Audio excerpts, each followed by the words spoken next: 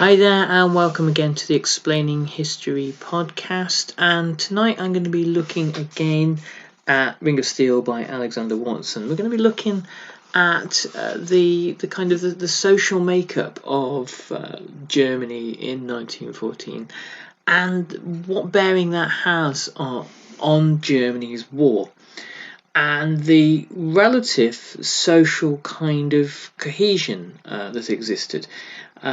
Germany goes into the war relatively socially united. Perhaps this is something similar for many countries in Europe, but in Germany it's pivotal for the first 2 years, and then that social compact begins to fragment. Now, before we get into this, I have some pretty good news. A while back, I was making an effort to try not to buy things from places like Amazon and to pick out a independent bookshop that needed, some business, and so I came across Storytellers in St Anne's, which is St Anne's is nowhere near me. I'm here in Wales. But I chose to give them my business, and I've encouraged people to do the same. Just find an indie bookshop somewhere and embrace it, and look after it. Be a good patron of it. So I'm gonna do my review of the year in a couple of weeks' time. The best books I've read this year, and I was going to encourage everybody, if they are going to buy any of these books, to go to Storytellers and to put your business there, because you'll help a little gem of a bookshop. So in response, Storytellers have said that anybody who listens to the podcast and contacts them quoting explaining history, the term explaining history, will be able to order anything I'm recommending at a 10% discount.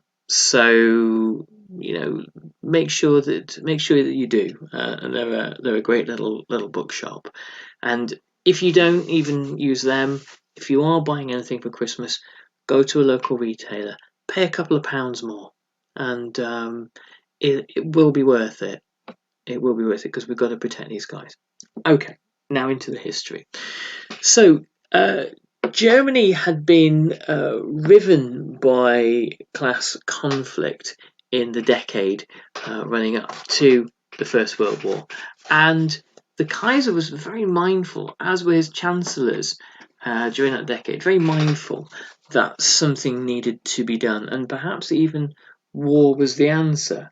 Though I've always shied away from the thesis that was probably put around in the 1980s, that the Kaiser was motivated to go to war in order to distract from Germany's social problems. I'm not convinced by that one at all.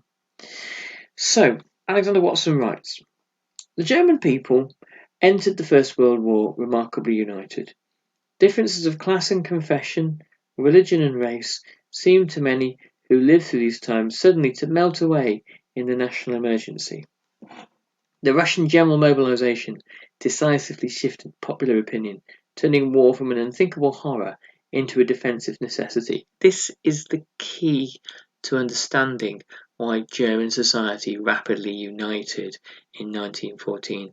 It was the threat, not of the French particularly, but of the Russians marching on Germany. The SDP, the SPD, beg your pardon, the SPD, the Socialist Party, the largest party in Germany at the time, voted for the war, voted for the Kaiser's war budget, basically on this basis alone. They said that you won't get socialism by having the Tsar's soldiers ransacking Berlin. If that happens, and the Russians sweep across Europe, that'll be the last chance for anything remotely progressive in Germany to occur. So getting behind the Kaiser's war effort is a good idea. So Alexander Watson writes, the fear at the outbreak of hostilities was important in promoting readiness to suspend domestic quarrels and seek safety and solidarity. The Reich government also acted skillfully, however, in building consensus and cultivating unity. The distrust between Germany's conservative authorities and its largest political party, the Social Democrats, should not be underestimated. On the 30th of July, after German mobilization was mistakenly reported in the Berliner local Anzeiger, Friedrich Ebert, one of the party's two chairmen, and Otto Bauer, its treasurer, fled with the party's finances to safety in Switzerland. As late as the 31st of July, its leaders reckoned that if war broke out, they would be arrested. It was thus little short of astounding and of immense importance for Germany's war effort that less than a week later the party would vote unanimously for war credits. And its other chairman, Hugo Haas, announced to the Reichstag that in the hour of danger, we do not leave the fatherland in the lurch. Lenin had an immense amount to say about this, all of it critical. He was hugely, in some ways, disappointed in and angry at Europe's socialist parties, but then essentially said, well, what do you expect? These really are kind of sleeper agents for capitalism. And it defined ever more clearly the argument of revolutionary socialists across Europe. The democratic socialists were really just capitalists in disguise who were more than happy to sacrifice the working class in the interests of fighting a capitalist war. But they were, in some ways, slightly more slippery characters than the kind of the forces of reaction themselves, and portrayed themselves as being far more progressive than they actually were. The government, and above all, Chancellor Bethman Hollweg, had worked hard to make this possible, writes Alexander Watson. From the start of the crisis, it had shown respect for the Social Democrats. On the 26th of July, Haas had been called to the Prussian Interior Ministry and told that the SPD's anti-war protests would not be suppressed.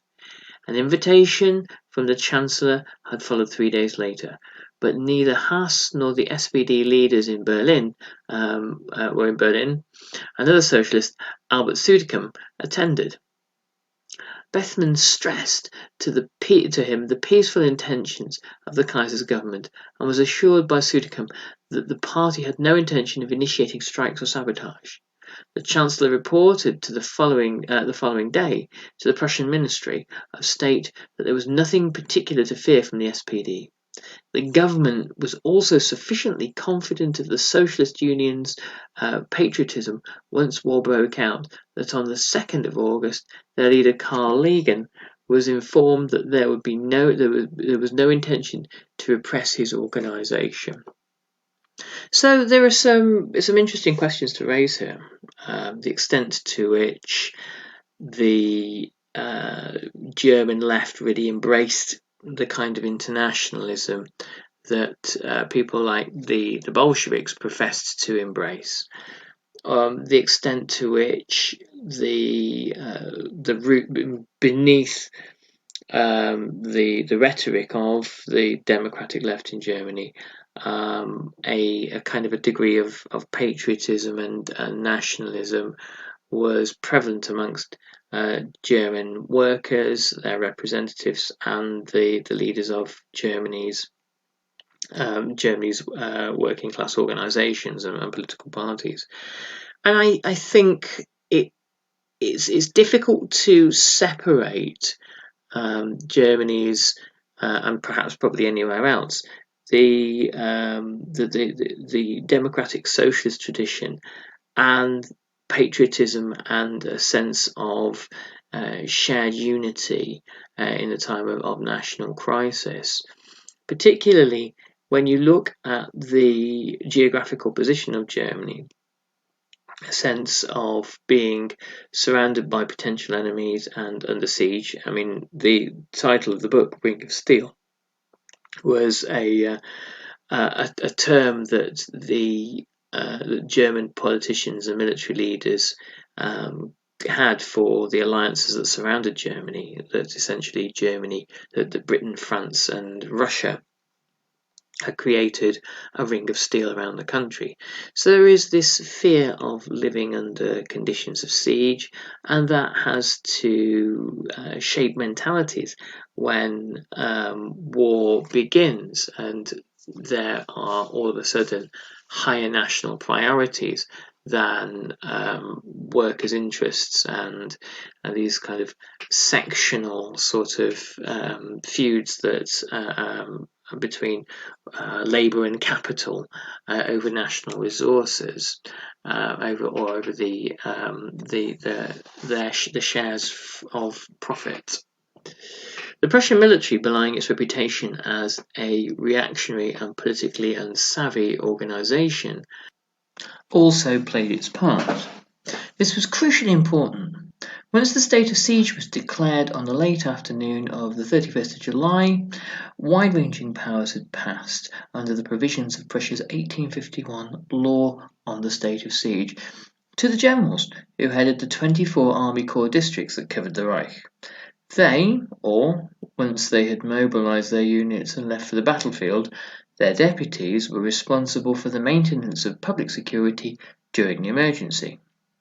They could suspend constitutional rights and had the authority to issue orders to civilian administrations within their core districts. The army's view in peacetime, based on the studies of insurgencies, had been that early and decisive action was the key to maintaining internal order in a crisis. Yet the soldiers also understood that repressing organisations which possessed the loyalty not only of many reservists, but also of the railway workers essential for a successful mobilisation, would be both risky and damaging for national morale. As early as the 25th of July, the discussion with the civilian government, the Prussian War Minister General Erich von Falkenhayn, issued Army Corps district generals with guidelines recommending vigilance, but warning against overly hasty or strict action. It is not desirable, the generals were admonished, for political parties, through suppression of their press and arrest of their leaders, to be pushed from the beginning into sharp opposition to the government. So, there's an awful lot to unpack there. What we can see is that the militarised nature of Germany was a much more militarised society than probably any other society in Europe, and the amount of kind of military administration of civilian Germany meant that firstly there was little chance before the final kind of crisis in 1918 of the country spiralling out of control in a way that Russia did, but also that the generals at home had an immense amount of power and an immense amount of license to censor and to manage relations with civilian Germany, to shut down organisations and to make on-the-spot decisions about what law and order should look like during wartime. This perhaps gives us clues as to why it is by the last 2 years of the war Hindenburg and Ludendorff are effectively running the country as dictators. And that militarisation also continues after the war, the kind of the authoritarian power of the army in in civilian Germany. It's interesting when you look at Hitler's immediate post-war employment as essentially a spy working for the army of Bavaria. And spending time, visiting small political parties in Munich to assess their kind of revolutionary potential and whether they're a danger and whether they need to be shut down and their members arrested or what have you. It's not the Bavarian state that has employed him, it is the army of Bavaria that is acting as its own entity, and giving him orders and instructions, which he's obviously more than happy to follow. So militarism, before the war, during and afterwards, is deeply woven into the fabric of German society. And during the war, on the home front, army officers have a higher prestige and a greater degree of power than in probably any other European country. As with the previous example about Falkenhayn and the SPD, where Falkenhayn gave the SPD plenty of reassurances, as he did the trade unions, and was also reassured in return that these people wouldn't be troublemakers and didn't need any trouble to be made for them. There was no need to cause additional strife by cracking down on fairly compliant parties of the centre-left. It's clear here that the official guidance towards military governors across Germany is, don't go breaking skulls where none need to be broken. Be vigilant towards dissent and troublemakers, but by and large, don't go acting like petty tyrants and creating trouble for yourselves and for the army where none needs to exist. The Kaiser the Army Corps districts generals could be given orders only by the Kaiser. Yet although under no obligation, they did follow the War Minister's guidelines towards the Social Democrats and unions. Interestingly, however, writes Alexander Watson, this was less true of the treatment of the other major suspect groups in Germany, its minorities. Even in 1914, race posed a greater barrier than class to entry into the national community. In West Prussia and Upper Silesia, Polish-language newspapers were temporarily banned, although admittedly in the former, so was the SPD Press. Many Poles, including some minor community leaders, were arrested. So great was the suspicion that there were even searches of Catholic churches for weapons or for the entrances to tunnels leading to Russia. Local military commanders were responsible for these actions. Disgruntled provincial civil authorities, who generally had not been consulted, later pointed out that the arrests did not result in even a single prosecution. Unsurprisingly, the measures were demoralizing for a community that was overwhelmingly obedient in August 1914. They signalled clearly, as one disgruntled Polish speaker noted in his diary, "You are the enemy." Now, one of the things we looked at in a previous podcast, also based on this book, was the wave of anti-Slavic racist hysteria that happened in the summer of 1914 following the assassination of the Archduke Franz Ferdinand. You have, across the Austro-Hungarian Empire, panic and paranoia about Slav people in the in the Balkans, in the Crown lands, or what are Bohemia and Moravia, or Czechoslovakia now, and in the Austrian and German parts of what is now Poland. And there was a kind of a wave of attacks upon Slavic people in German occupied Europe, or Germanic Europe, or German-dominated Europe.